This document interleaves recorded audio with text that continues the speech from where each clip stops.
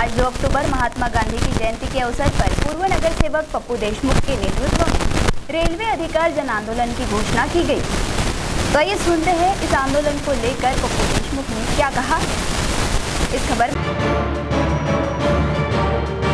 पिछले अनेक वर्षों से बल्लारपुर तथा चंद्रपुर से मुंबई पुणे को नियमित ट्रेन के संदर्भ में चंद्रपुर जिले के नागरिकों का अधिकार नकारने के लिए रेलवे विभाग का 30 सितंबर को धिक्कार करने के पश्चात आज 2 अक्टूबर को गांधी जयंती के निमित्त रेलवे अधिकार जन आंदोलन की घोषणा की गई। गांधी चौक में स्थित महात्मा गांधी के पुतले के सामने आंदोलन के संयोजक तथा जन विकास सेना के संस्थापक अध्यक्ष पप्पू देशमुख ने नारियल फोड़कर इस जन आंदोलन की घोषणा की।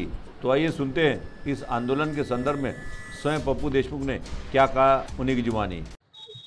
आज 2 ऑक्टोबर गांधी जयंती निमित्त बल्लारशाह चंद्रपूरवरून मुंबई पुणे नियमित गाडी रेल्वे गाडी हा जो आमचा अधिकार आहे तो अधिकार मागण्यासाठी आणि तो अधिकार शासनाने आम्हाला द्यावा, रेल्वे विभागाने आम्हाला द्यावा, यासाठी रेल्वे अधिकार जन आंदोलनाची सुरुवात करण्यात आलेली आहे। या आंदोलनाला रेल्वे अधिकार जन आंदोलन असं नाव देण्यात आलं आहे।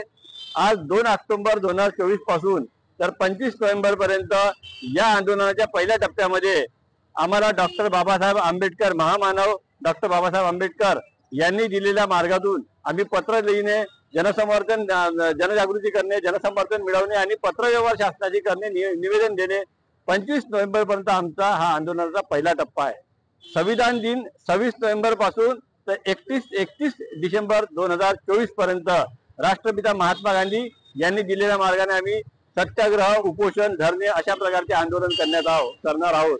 आणि 1 जानेवारी 2025 पासून तर 31 जानेवारी 2025 पर्यंत आम्ही क्रांतिकारी मार्गाने शहीद भगतसिंग यांच्या मार्गाने जन आक्रोश मोर्चे, आमदार, खासदार, मंत्र्यांना घेराव अशा प्रकारचे आंदोलन करू।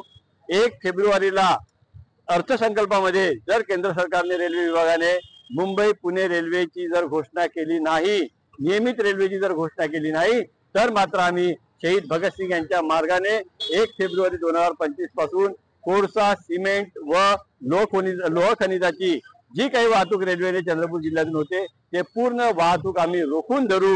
एक टनही माल जाऊ देणार नाही, हा आमचा रेल्वे विभागाला, केंद्र सरकारला या ठिकाणी इशारा। इस मौके पर राजू काबरा, इमदाद शेख, अक्षय येरगुड़े, मनीषा बोबड़े, कविता अवथनकर, अरुणा महातड़े के साथ बड़ी संख्या में जन विकास सेना के पदाधिकारी एवं कार्यकर्ता एवं नागरिक मौजूद थे। CTV के लिए हमारे प्रतिनिधि वैभव यारकर की रिपोर्ट।